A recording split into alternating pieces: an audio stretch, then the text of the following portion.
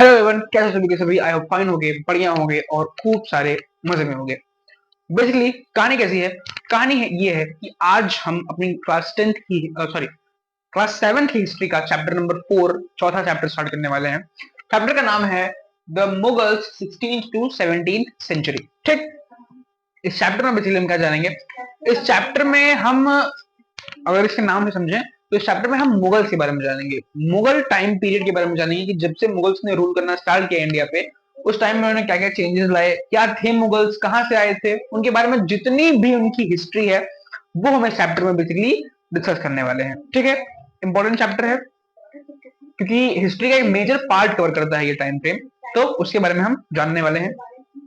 Let's start without wasting any much time.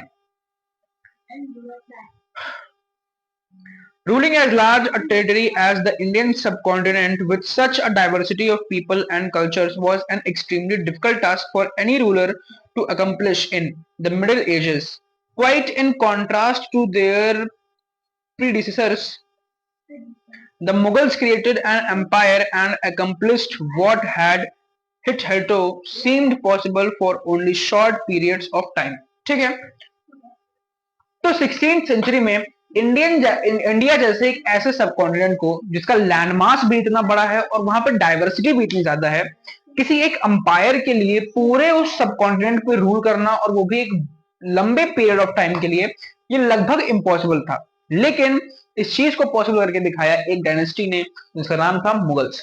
Mughals Mughal dynasty एक ऐसी dynasty थी जिसने इंडियन सब कॉन्टिनेंट पे, लगभग पूरे इंडियन सब कॉन्टिनेंट पे, कुछ पार्ट्स अगर छोड़ दें तो अपने टाइम पीरियड में उन्होंने पूरे सब कॉन्टिनेंट पे रूल किया, पूरी डाइवर्सिटी को अकोमोडेट करके चले। और छोटे मोटे टाइम फ्रेम के लिए नहीं कि 5 साल के लिए, 10 साल के लिए, उन्होंने 100-200 सालों तक क्या किया, इंडिया पे रूल किया। और सिर्फ इंडिया के कुछ स्टेट तक नहीं, इंडिया का जो मैक्स, जो इंडिया का जो सबसे, मतलब इंडिया का most of the land mass जो था उस पे उन्होंने रूल किया।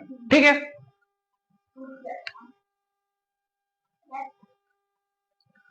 from the later half of the 16th century they expanded their kingdom from Agra and Delhi until in the 17th century they controlled nearly all the subcontinent.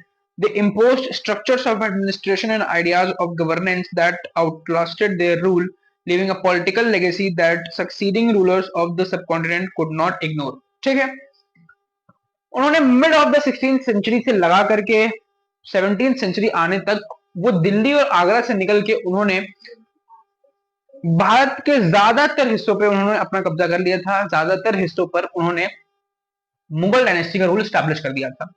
सिर्फ rule establish करना बड़ी बात नहीं है, रूल स्टैब्लिश करना ही सिर्फ बड़ी बात नहीं है। हम उनको सिर्फ उनके रूल स्टैब्लिश करने की वजह से नहीं पढ़ते हैं, हम उनकी हिस्ट्री को इस वजह से पढ़ते हैं क्योंकि जो एडमिनिस्ट्रेटिव चेंजेस लाए मुगल्स ने, जो पॉलिसीज अडॉप्ट की मुगल्स ने, वो इतनी स्ट्रांग थी और इतनी इंपॉर्टेंट थी कि मुगल्स के जाने के बावजूद, उनके जाने के बाद जो रूलर्स आए उन्होंने भी मुगल्स की पॉलिसीज, मुगल्स की जो डिप्लोमेटिक्स थी, उन्होंने उसको अडॉप्ट किया। क्यों? क्योंकि वो बहुत सटीक और बहुत इंपॉर्टेंट थे अगर एक इंडिया जैसे इतने बड़े सब कॉन्टिनेंट को रूल करना था तो। ठीक,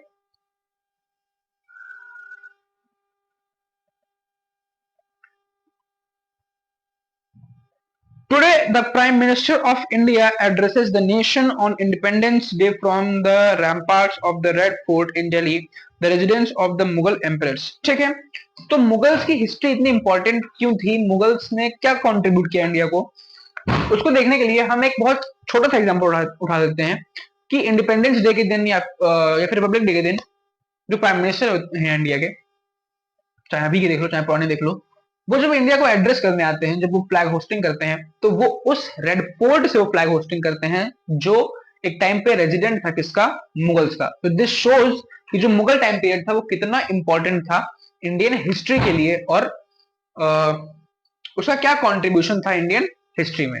ठीक है,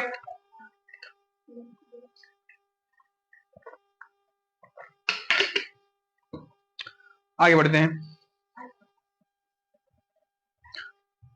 Who were the Mughals?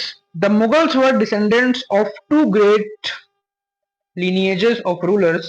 From their mother's side, they were descendants of Genghis Khan, died 2027, the Mongol ruler who ruled over parts of China and central Asia. ठीक, तो अगर बात करें कि मुगल्स कौन थे, ठीक, हु वर दी मुगल्स। अरे यार क्या कर रहे हो? कुछ नहीं कर रहा है, तो उधर से जाओ ना। ठीक है, बात करते हैं हु वर दी मुगल्स। ठीक है, हु वर दी मुगल्स। अगर बात करें कि मुगल्स कौन थे बेसिकली, तो मुगल्स, ठीक है, अब आप बात करें कि who were the Mughals, Mughals कौन थे, तो मुगल्स दो प्रोमिनेंट फैमिली से बिलोंग करते थे। ठीक, अगर बात करें उनकी मदर की साइड से, फ्रॉम देयर मदर्स साइड, तो मदर्स के साइड से वो जेंगिस खान की फैमिली से बिलोंग करते थे, मंगोल फैमिली से बिलोंग करते थे। ठीक, क्योंकि उनकी जो मदर थी वो मंगोल फैमिली से बिलोंग करती थी, तो from there mother side they belong to Genghis Khan and from Mongols. From the father's side, they were the successors of Timur, died in 1404, the ruler of Iran, Iraq, and modern day Turkey. However, the Mughals did not like to be called Mughal or Mongol.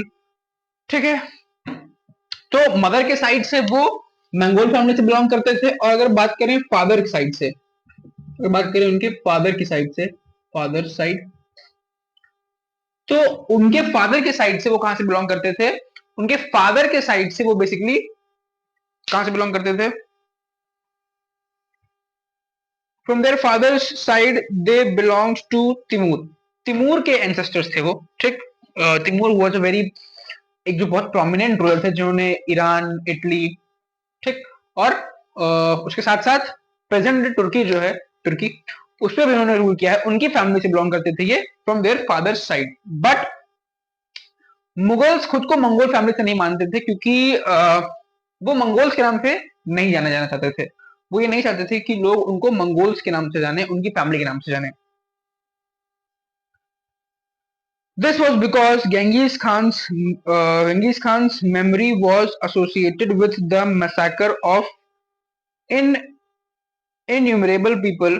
It was also linked with the Uzbeks, their Mongol competitors. ठीक है, और ऐसा क्यों था कि वो Mongols के नाम से नहीं जाना चाहते थे, क्योंकि मंगोल में जो मंगोल के जो रूलर थे, जो प्रोमिनेंट रूलर थे जेंगिस खान, उनका नाम एसोसिएटेड था मैसाकर को लेके कि उन्होंने बहुत सारे मासूमों की जान ली थी। इसी वजह से मुगल्स खुद को उनके साथ एसोसिएट नहीं करना चाहते थे, मुगल्स नहीं चाहते थे कि मुगल्स उनके नाम से जाने जाएं। इसी वजह से उन्होंने मंगोल्स का जो टाइटल था वो लेने से मना कर दिया, और वो खुद को मंगोल नहीं मानते थे। एक रीजन तो ये हो गया। दूसरा रीजन ये था कि उज़्बेक्स भी मंगोल्स की फैमिली से बिलोंग करते थे, लेकिन वो मुगल्स के कॉम्पिटिटर थे। इन दो रीजन की वजह से मुगल्स ये नहीं चाहते थे कि लोग उनको मंगोल्स के डिसेंडर्स माने। ठीक है,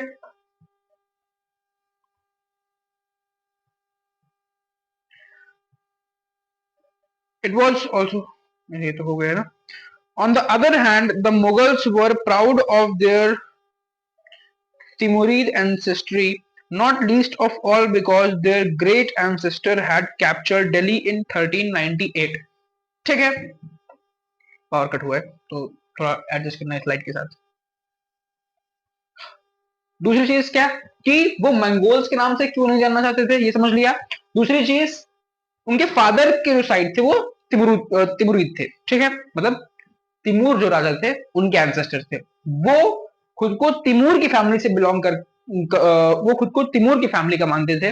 क्यों? क्योंकि तिमूर एक बहुत ही प्रोमिनेंट और बहुत ही पावरफुल रूलर थे, इसी वजह से टू शो देयर पावर वो खुद को तिमूर की फैमिली से मानते थे, ना कि मंगोल्स की फैमिली से। ओके, आ गई भाई, आ गई।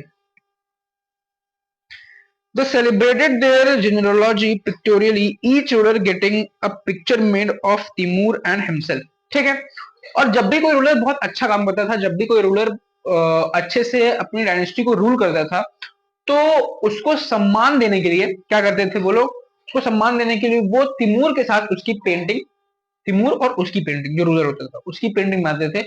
ये उनके लिए एक ग्रेटिट्यूड की तरह था, उनके लिए एक क्या कह सकते हैं, इनके लिए एक मेडल की तरह था। Next is Mughal military campaigns. Babur, the first Mughal emperor (1526 to 1530), succeeded to the throne of Fergana in 1494 when he was only 12 years old. He was forced to leave his ancestral throne due to the invasion of another Mongol group, the Uzbeks. ठीक, तो बाबर जो Mughals के पहले राजा माने जाते हैं, उन्होंने फरघना की गद्दी संभाली थी 1494 में जब वो सिर्फ 12 साल के थे, लेकिन फिर उनको अपना थ्रोन, जो उनका एंसेस्ट्रल थ्रोन था, जो उनको उनके पिता से मिला था, उसको छोड़ना पड़ा। क्यों? क्योंकि जो एक और तरह के मंगोल्स थे, उज़्बेक्स, उन्होंने उस पर क्लेम किया और उसको बाबर से छीन लिया। After years of wandering, he seized Kabul in 1504. In 1526, he defeated the Sultan of Delhi, Ibrahim Lodi, at Panipat and captured Delhi and Agra. ठीक, और उसके कुछ टाइम बाद ही, ये सब होने के कुछ टाइम बाद ही, इधर उधर भटकने के बाद बाबर ने काबुल को अपने अंडर में ले लिया, काबुल में लड़ाइयां लड़ी और काबुल का राज अपने हाथ में ले लिया। और फिर इब्राहिम लोदी को डिफीट करने के बाद उन्होंने इंडिया में आके दिल्ली और आगरा का कंट्रोल भी अपने अंडर में ले लिया। Mughal tradition of succession. ठीक, तो ये हो गई मुगल मिलिट्री कि उन्होंने किस तरह से मतलब मुगल्स ने किस तरह से मुगल्स इंडिया में एंटर किया। अब बात करते हैं कि मुगल्स सक्सेशन के रूल्स पे उनकी क्या आइडियोलॉजी थी, कि जो ट्रांसफर ऑफ पावर था वो किस तरह से चाहते थे Mughals. The Mughals did not believe in the rule of primogeniture where the eldest son inherited his father's estate. Instead, they followed the Mughal and Timurid custom of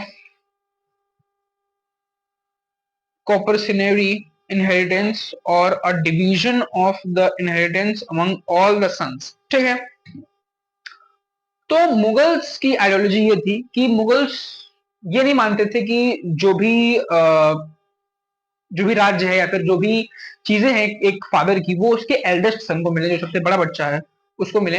Mughals का मानना ये था, मुगल्स की आइडियोलॉजी में Mughals की जो property होती थी, जैसे मान लो एक कोई मुगल रूलर है, अब जब उसकी प्रॉपर्टी क्या होगी, उसके सक्सेसर तक पहुंचेगी, तो मुगल्स का ये मानना था कि प्रॉपर्टी का इक्वल बंटवारा होना चाहिए, जितने बच्चे हैं उतने में बांट देनी चाहिए, सिर्फ किसी एक को ये नहीं मिलनी चाहिए। ठीक है, which do you think is a fairer division of inheritance, primogeniture और coparcenary? ठीक है, पूछा है कि इन दोनों में से हमको कौन से लगता है कि कौन सा स्टाइल ऑफ रूलिंग ज्यादा अच्छा है, मतलब कौन सा स्टाइल ऑफ सक्सेशन ज्यादा अच्छा है, वो वाला कि दूसरा वाला। Mughal relations with other rulers, ये टॉपिक हम कल पढ़ेंगे, क्योंकि आज पावर कट बहुत हो रहा है, मुझे 2 बार ये वीडियो काटनी पड़ गई है पावर कट की वजह से, तो ज्यादा लंबी वीडियो रखेंगे तो दिक्कतें होंगी, इसी वजह से आज की क्लास में इतना ही, मिलते हैं नेक्स्ट क्लास में। ठीक है।